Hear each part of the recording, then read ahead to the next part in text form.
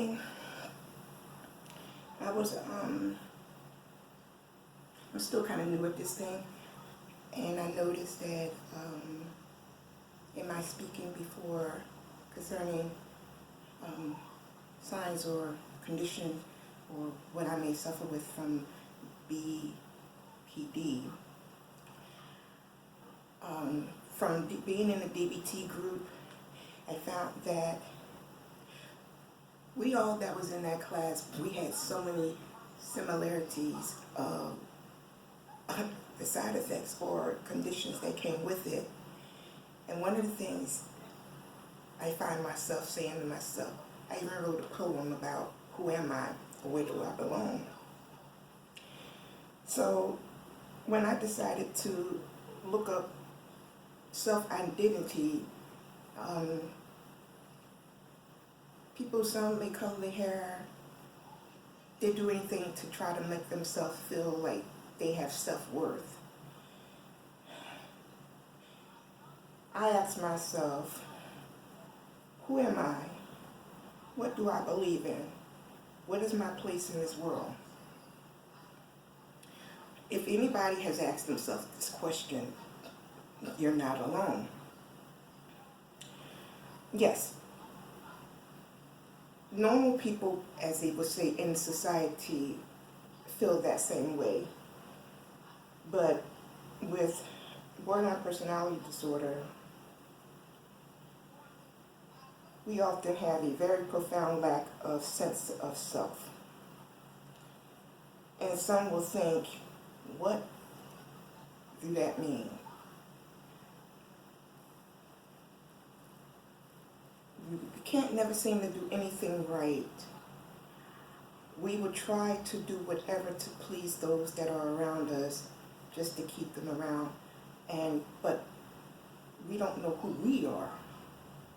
And when we try to keep them in our life, we lose really our sense of self, because we tend to somewhat become people pleasers. And in becoming people pleasers, we tend to hold a lot of bitterness in ourselves and try to keep ourselves from snapping out and, try not to be impulsive with our behaviors, or trying to become numb in whatever way that we may do that, instead of us using our words. Every time I try using my words, I get shut down because people don't understand me. They will say to me, you make no sense. You know better. But deep down inside, they don't know me. And they don't choose to get to know me. They just feel as though because they're older, they know what is best. And that I don't have a voice. Now, I don't know who may feel this way or who may be going through this. I don't even know if anybody will even look at it. But a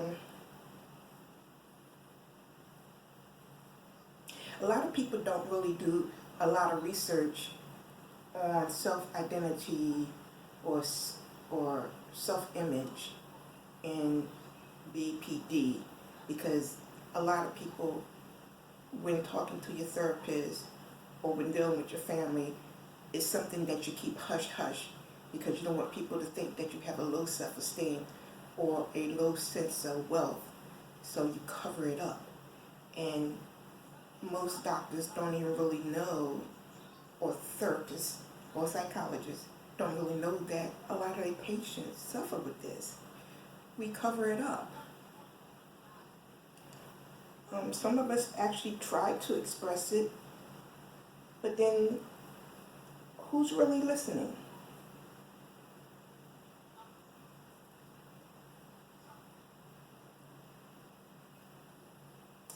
I'm sorry, I got a little quiet because I was trying to see, I did a little research, and unfortunately, I'm jumping around. I'm only going basically on what I learned from in the DBT class, mainly the advanced DBT. They didn't really touch on that in DBT 1. And yes, I want people to know that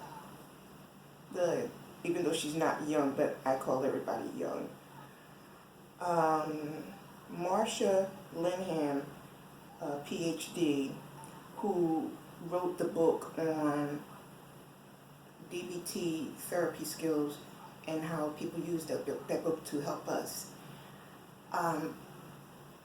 Somewhere in 2011, 2012, she wrote an article that herself suffered with borderline personality disorder, and how she came up with the skills to use.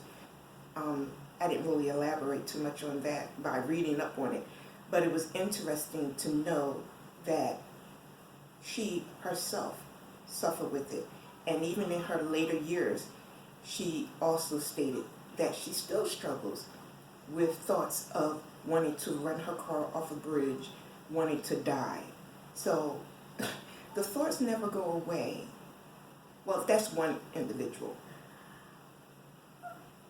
I found that to be helpful because I really thought that something was really wrong, because even after having the classes, even after doing all the studying on it, I even bought the book to read the group leaders portion of how they broke down everything to us before they gave us the homework. And I really studied that book. So I thought that the skills became second nature in my life. But then when something tragic happened and somebody said something that will trigger you and throw you off your square, I tend to forget everything that was on the forefront. That goes in the back, and whatever triggered me tends to take over. And like, I'll give an example as far as how people with bipolar go from this extreme high and extreme lows. They move swift, change like a matter of seconds, and last a matter of seconds, or something like that. But when it comes down to BPD, when we have a shift in our mood, it'll last for hours and sometimes days. And in some cases, unaddressed, if you don't say anything, you'll go through it for maybe a week or two until somebody really notice that you're going through, or to somebody notice that they don't see you either going to church or you're calling out from work and you don't answer your phone. Somebody may come past your house and see to make sure that you're okay. So you're not alone. And no, this is the most hardest thing that I have ever did. And even sitting here in my own home, I can't even make eye contact with my phone while I'm recording this. I still have a slight fear of still being judged. And I can only speak on my experience, that the fear of abandonment or thinking that somebody won't come back is a serious trigger for me. And I went through that on Friday, that's 2 or 3 days ago, and it took 2 whole days before I was able to get it together and to realize that the person who took a vacation, they didn't take a vacation from me. They took a vacation because it was their time to take a vacation. Somewhere in my head, as when anybody walk out that door, I tend to ask this question because everybody who couldn't deal with borderline personality disorder has walked out of my life. So when somebody walks out the door, I ask them, are they coming back? Will they be back? Will I hear from them? And a lot of them don't understand why I do that. But that is one of the biggest things that I fear, um, being alone. And I spent a lot of time being alone, and it's scary and it's frightening. And to try to keep yourself focused so you can keep yourself safe. No one really understands what a person really goes through. I may touch on a few things. I may not right now, but also, like, most people don't know about the 4 subtypes of borderline personality disorder. One of the words I can't pronounce, so I'm not going to call off those 4 words, but a lot of us have all 4 of those symptoms that fall under that, and they overlap. And you'd be surprised, and you'd be like, well, how am I supposed to be okay if all these overlap? If you don't talk to your therapist, if you don't talk to a support system, you won't know how to deal with it. It was scary, okay? It was very scary to find out that I seen that they overlap, especially the quiet borderline personality. That's actually the first one of the 4 sub. I feel like I have that 100%. But then when you get into the impulsive one, and I think the other one was destructive, I feel like I have all those too. So you have to know and be honest with yourself on what you go through. And I don't know, I noticed that one of the things I put on YouTube, that it looked like I basically was smiling while I was talking. This is a serious thing, and I really don't know what kind of facial expression that I do be making, but sometimes if it is look like it's a positive one, trust, I'm not feeling positive on the inside. Even with certain situations that happen in life, people say, why are you laughing? That's not a joking matter. I'm not laughing. I think it's something that developed, that I didn't realize that it developed, to not have people think that I'm hurting on the inside because they don't understand, and they tend to want to yell and fuss. And those who use choice words, they start cussing. And that's one of the things that will trigger me too, because there's a lot of things that surrounded the issues of developing this condition had to do with choice words. And some of us who have self-identity issues also came from the chaoticness that we were brought up in. So you have to look at all the factors of that. There's some of us who have BPD. It's actually hereditary.